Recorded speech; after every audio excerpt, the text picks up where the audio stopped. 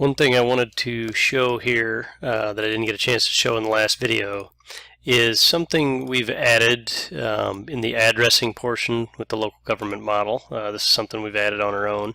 It's a feature class for entrance, what we call entrance connections, and I'm going to show that right here. So we have this feature class entrance connection. We have that then related to address points and site address points. And I'm going to demonstrate how we use that here today.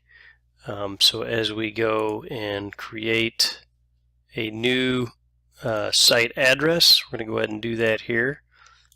Create a new site address. We're going to pick off our center line, and I showed this in the previous video on how to do that. And say we're going to add a site address here. Then once I have those created, then I'm going to create an entrance connection.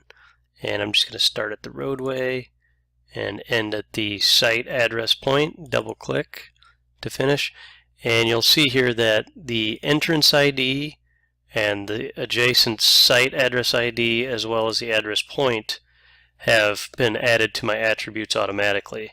And again, just to reiterate from our last video, that is using the attribute assistant, which I have turned on up here.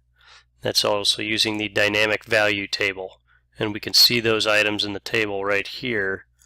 And that is where it is defining where to get that information that automatically populates my attributes when I add that feature. Thanks for watching.